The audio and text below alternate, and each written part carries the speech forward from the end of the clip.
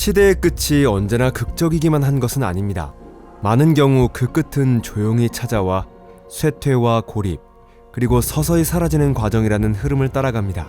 이런 시대의 흐름 속에서 마지막까지 살아남은 개체가 맞이하는 운명은 대부분 비극적입니다. 그러한 결말을 맞이한 전형적인 사례라고 할 수 있는 것이 바로 매머드의 역사죠. 여러분 안녕하세요. 빙하기에 위험 넘치는 거대한 생물인 매머드는 불과 얼마 전까지 선사시대의 사람들과 함께 지구에 살고 있었지만 어느 순간 갑자기 자취를 감추었고 그 뒤에는 수많은 골격만이 남게 되었습니다. 그런데 많은 사람들은 매머드가 멸종한 이유가 호모사피엔스와의 경쟁에서 패배했기 때문이라고 생각합니다. 하지만 매머드의 마지막 날은 정말 그렇게 갑작스럽게 찾아온 것이었을까요? 그리고 그 책임은 과연 우리 조상들에게 있는 것일까요? 토픽에 오신 것을 환영합니다. 그럼 지금부터 그 답을 함께 찾아가 보겠습니다.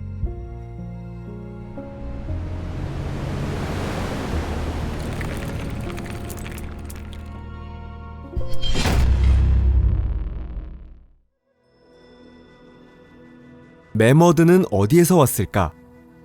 많은 사람들에게는 의외로 들릴 수도 있지만 매머드의 조상은 이미 약 500만 년에서 600만 년 전에 지구에 등장했으며 그들의 서식지는 뜨거운 아프리카였습니다. 그러나 오늘 소개할 우리가 잘 알고 있는 그 매머드가 등장한 시기는 그보다 훨씬 뒤인 약 100만 년 이후의 시대죠. 고대 인류와 같은 시대를 살아갔던 매머드는 바로 이 매머드였습니다. 또한 모든 매머드를 하나로 묶어 생각해서는 안 됩니다. 왜냐하면 매머드에는 털 매머드, 스텝 매머드, 난쟁이 매머드처럼 뚜렷하게 구별되는 서로 다른 종들이 존재했기 때문인데요. 가장 잘 알려져 있고 또 가장 널리 분포했던 종은 털 매머드입니다. 눈 덮인 새하얀 설원을 당당하게 걸어가는 거대한 매머드의 모습이 자주 그려지는데 바로 그 매머드가 이 종입니다. 털 매머드의 어깨 높이는 약 2.7m에서 3.4m였고 몸무게는 4톤에서 6톤에 이르렀습니다. 또한 이 매머드는 현대의 코끼리와 같은 코를 가지고 있었으며 길이가 무려 4.2m에 달하는 크게 휘어진 긴 상아가 자라 있었습니다. 이 거대한 매머드의 서식 범위는 서쪽의 스페인과 브리튼 제도에서 동쪽의 북아메리카에 이르기까지 약 3천만 제곱킬로미터에 달하는 광대한 지역에 걸쳐 있었습니다. 털 매머드는 빙하기의 혹독한 환경에 매우 잘 적응해 있었죠. 빽빽하게 자란 털과 두꺼운 피하 지방층이 이 매머드를 추위로부터 지켜주었습니다. 또한 귀와 꼬리는 작아 차가운 바람에 노출되는 부분이 가능한 한 적도록 되어 있었는데요. 일부 연구자들은 매머드의 상아가 휘어 있었던 것도 동결될 가능성이 있는 부분을 줄이기 위한 것이었다고 생각합니다. 그러나 많은 연구자들의 의견에 따르면 매머드의 상아가 휘어 있었던 주된 이유는 눈 아래에 묻힌 식물을 파내거나 가지를 움직이기 위해서였고 또 암컷을 두고 다른 수컷과 싸울 때 사용하기 위해서였다고 합니다.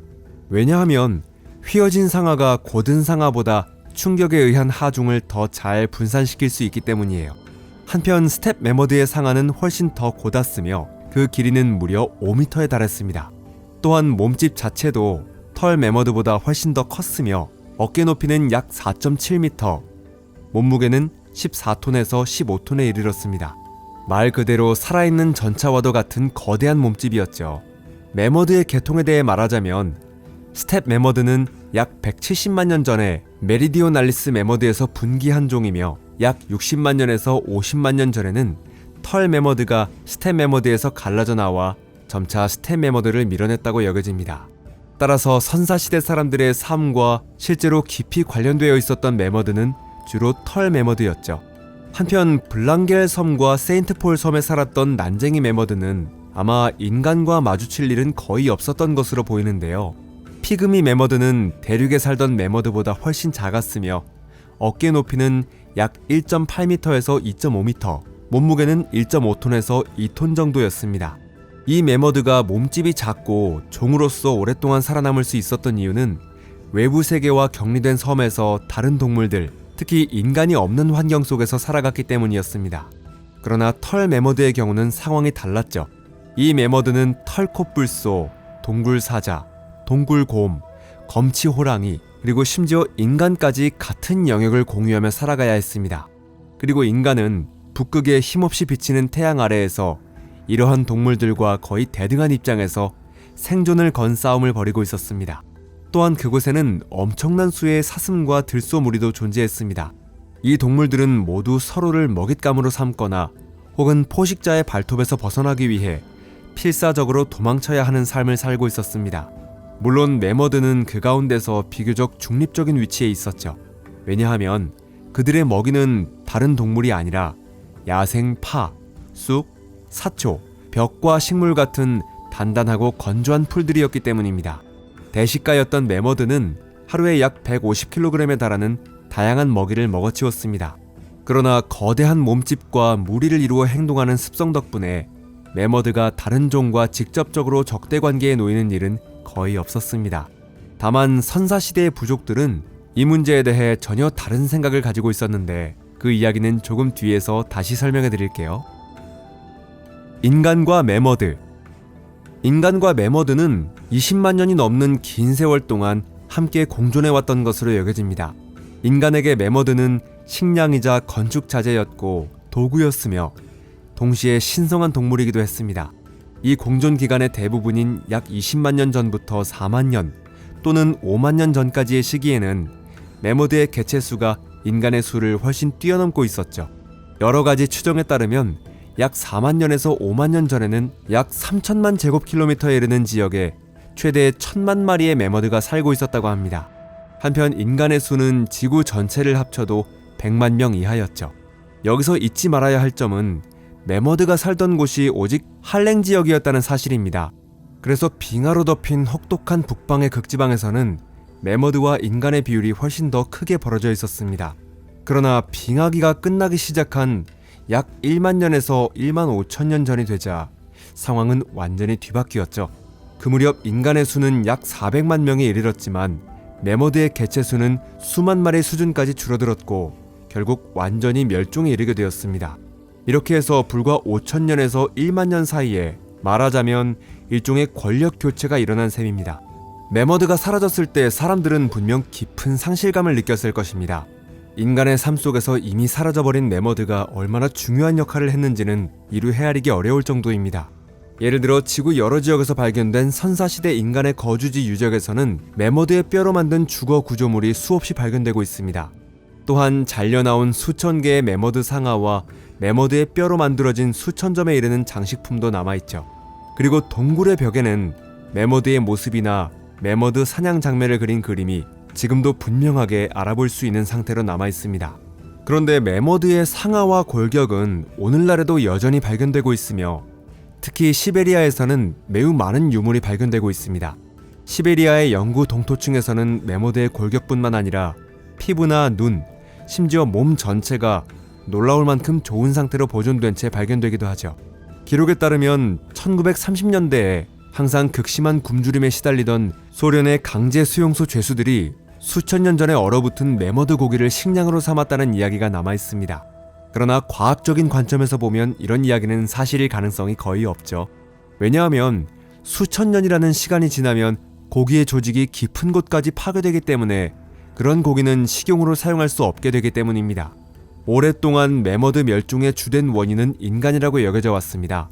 실제로는 매머드 멸종에는 크게 두 가지 요인이 있었고 인간은 그중 하나에 불과했죠.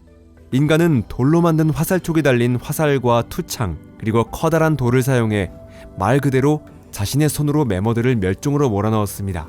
사람들은 거대한 매머드를 함정으로 유인한 뒤 수많은 창을 찔러 넣고 화살을 잇따라 쏘아대며 사방에서 돌을 던졌습니다.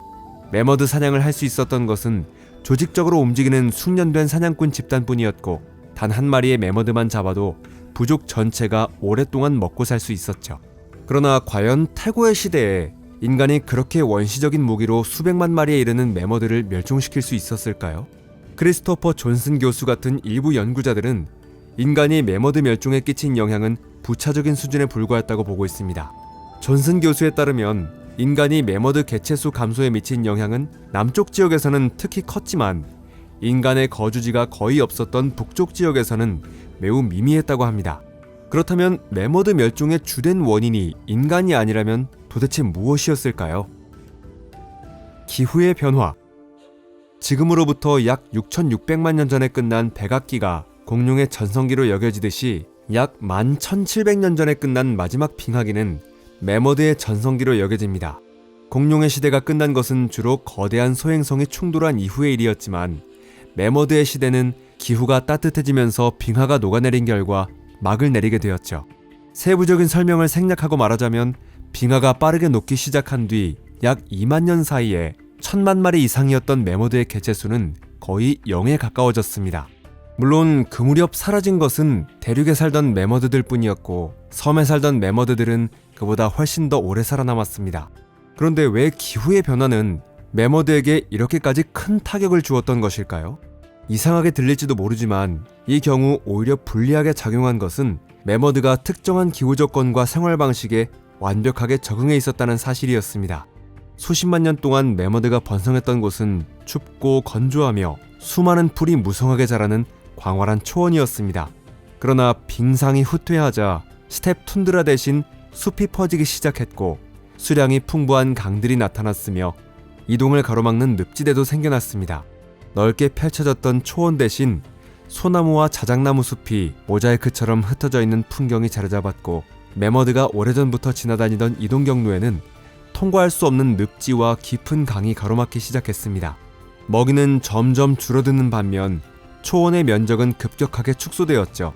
게다가 인간은 물론이고 매머드와 같은 먹이를 먹는 들소, 엘크, 사슴 같은 본래의 경쟁자들도 여전히 존재하고 있었습니다. 물론 매머드 무리가 갑자기 사라진 것은 아니었지만 그 수는 확실하고도 빠른 속도로 감소하기 시작했죠. 또한 추위를 완벽하게 막아주던 두꺼운 털 가죽도 이제는 더 이상 필요하지 않게 되었습니다. 오히려 빽빽하게 자란 털은 새로운 질병으로 죽게 되는 원인이 되었습니다.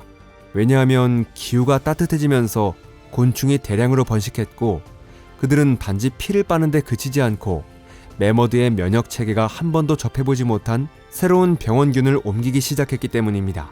그리고 더욱 나쁜 것은 이러한 곤충과 미생물들이 추운 겨울에도 죽지 않고 두껍고 따뜻한 털 속에서 활발하게 번식했다는 점이었죠. 결국 약 1만 년 전이 되자 대륙에는 단 한 마리의 매머드 개체만이 겨우 살아남아 있을 뿐이었습니다.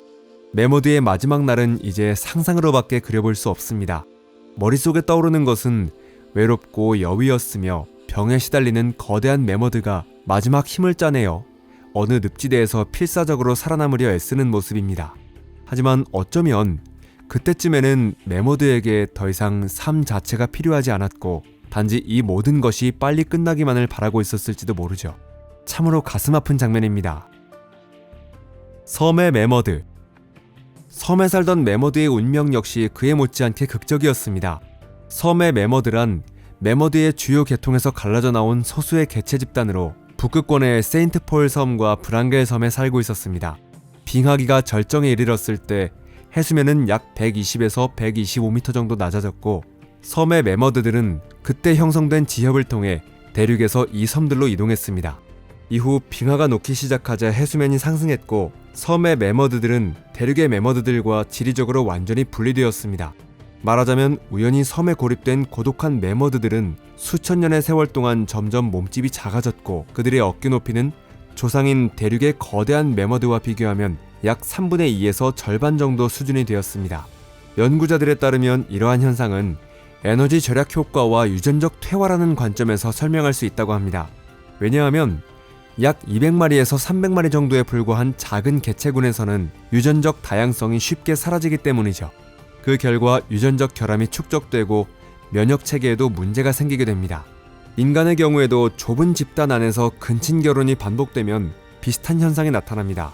세인트폴 섬에서 매머드의 마지막 날이 찾아온 것은 약 5,600년 전의 일이었죠. 그러나 이 섬에서는 인간을 포함해 매머드의 멸종을 앞당겼을 가능성이 있는 포식자의 흔적이 전혀 발견되지 않았습니다. 당시 상황을 재현한 시뮬레이션에 따르면 매머드는 담수가 부족해져 결국 멸종했을 것으로 추정됩니다.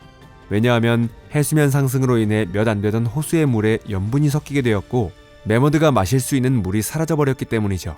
가장 오랫동안 기원전 2000년에서 1700년 무렵까지 살아남았던 것은 브랑겔 섬의 매머드들이었습니다.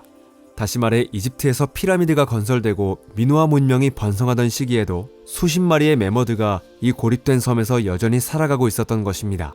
이 섬에는 짧고 추운 여름, 길게 이어지는 혹독한 겨울, 그리고 대형 포식자나 인간이 존재하지 않는 환경 등 매머드에게 거의 이상적인 조건이 갖춰져 있었죠. 따라서 지구상에서 마지막 매머드가 죽음을 맞이했을 때 그 원인은 아마 포식자와의 싸움이 아니라 유전적 다양성의 감소, 기아, 그리고 식수 부족이었을 것으로 생각됩니다.